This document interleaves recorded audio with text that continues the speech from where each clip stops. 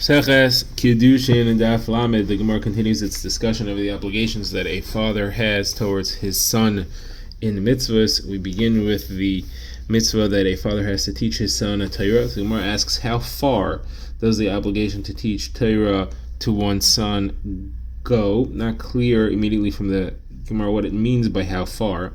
So the Gemara at first thought that this means how much Torah does he need to teach him? So Yehuda in the name of Shmuel answered like that of a Talmid Chacham, which they knew by the name of Zvulun ben Dan, that his grandfather taught him Mikra, Mishnah, Talmud, Halacha, and Agada.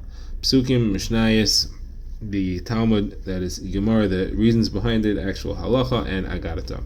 So the Gemara says, that means that you're telling me that the obligation is to teach him all these things.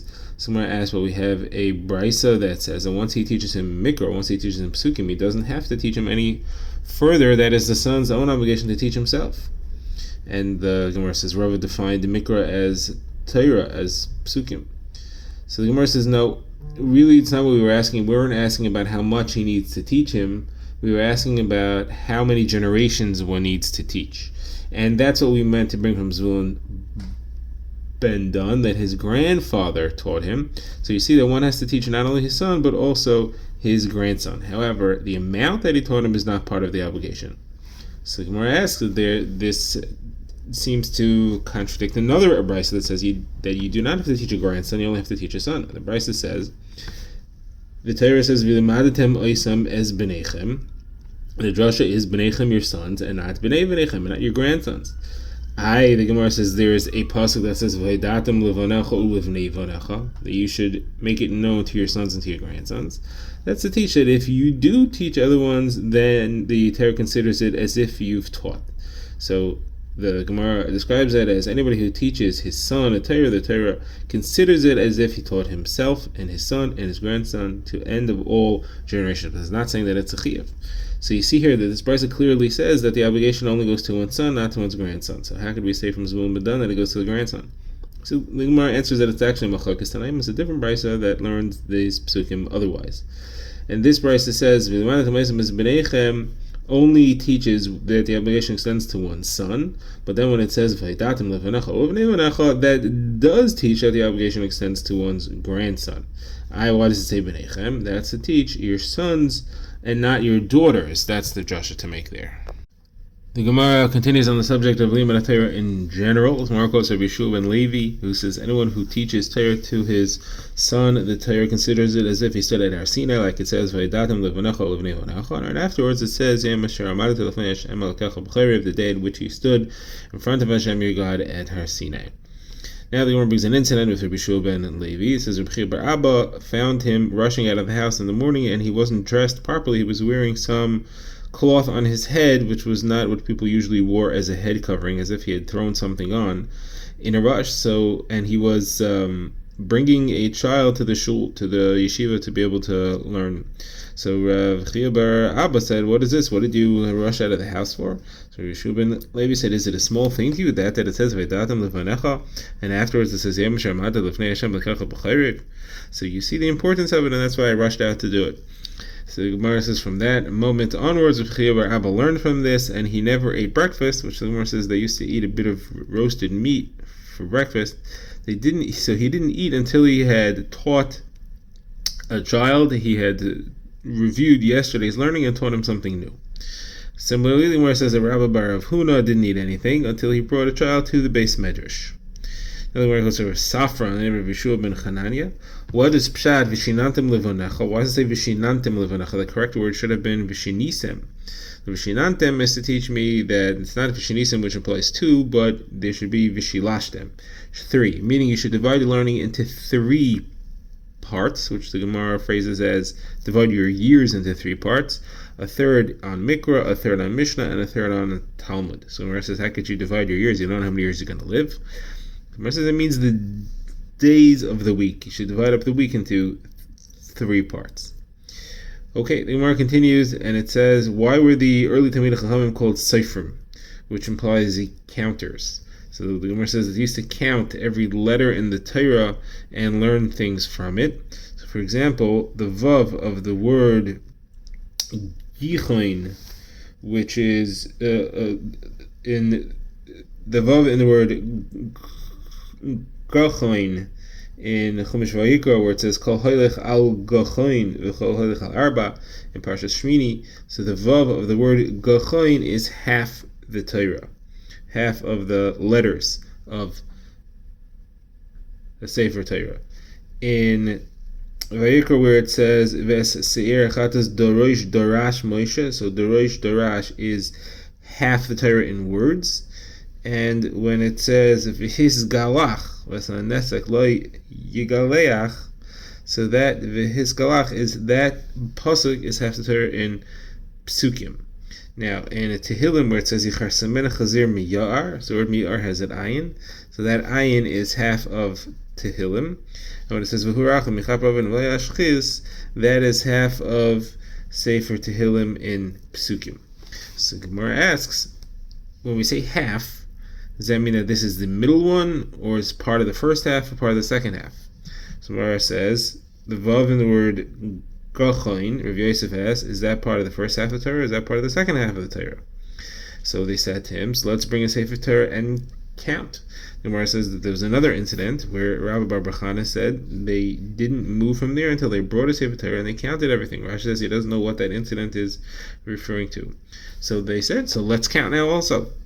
So the Gemara says, no, we can't really do that. In the days of Rabbi Bar Chana, they knew every letter in the Torah that was meant to be there. They knew which words are spelled with a vav, without a vav, with a yud, without a yud.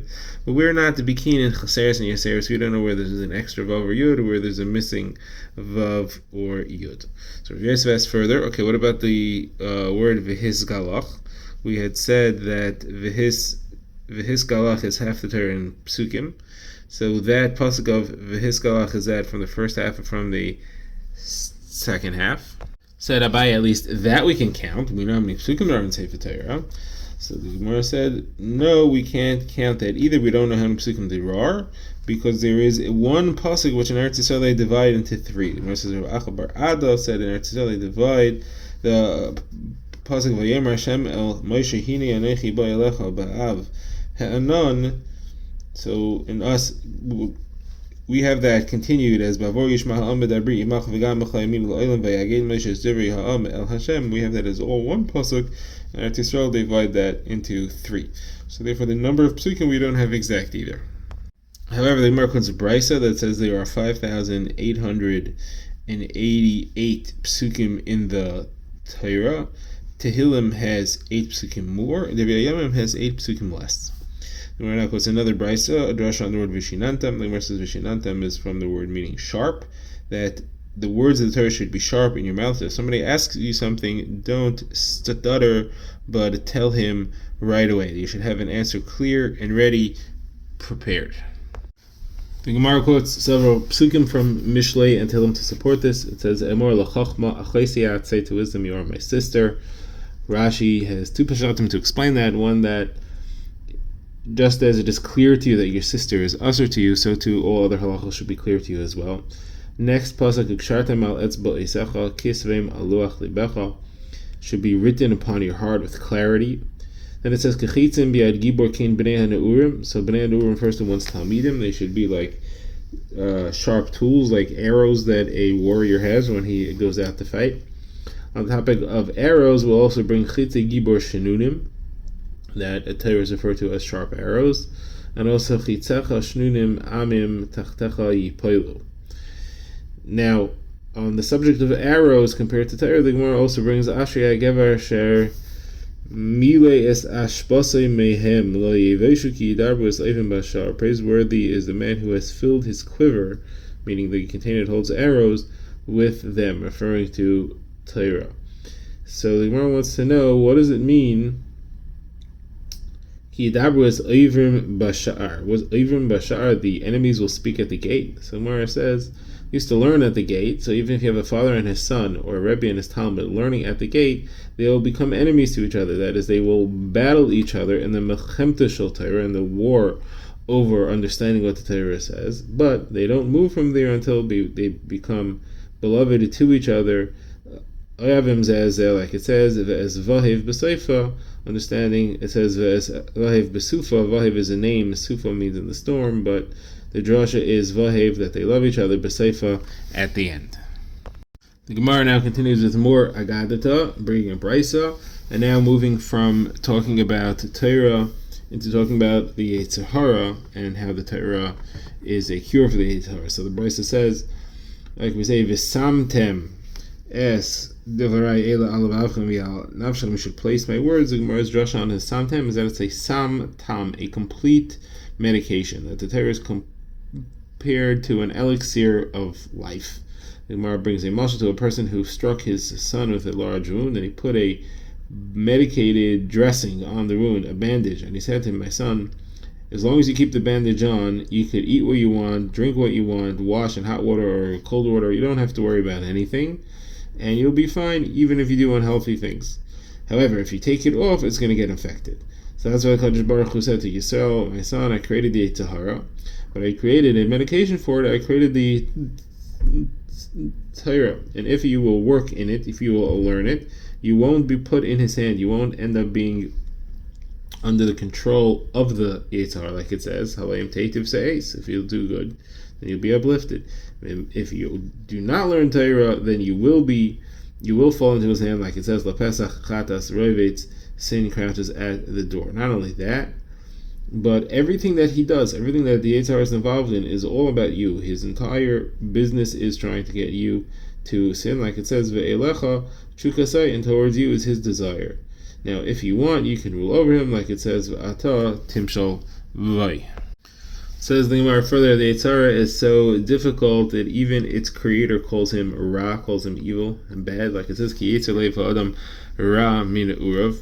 The Yetzer, the drive in the heart of a man, is bad from his youth. Says Rav Yitzchak, the Yetzer, the drive of a person, renews itself upon him each day, like it says, Rak Rak Kol Hayom.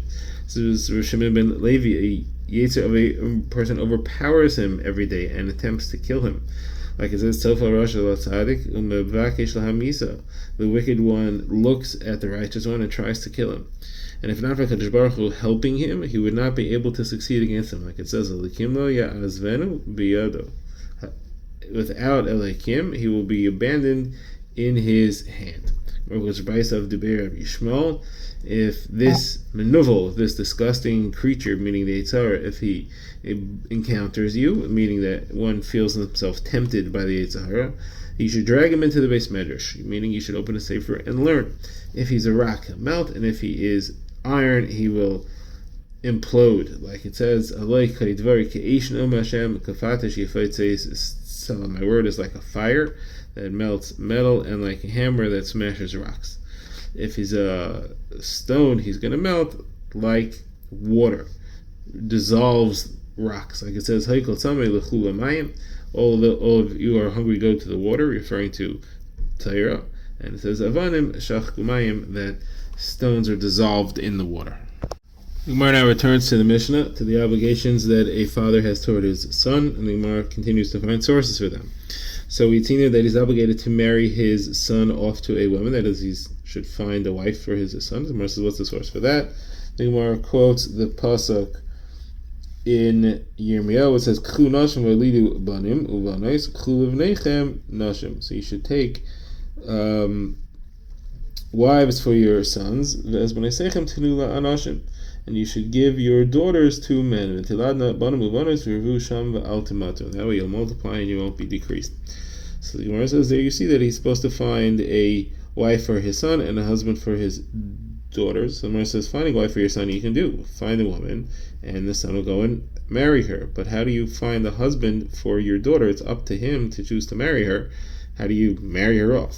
Someone says what it means is put her in a good situation where people will want to marry her, give her proper clothing and property so that she should be attractive in the eyes of the men that are appropriate.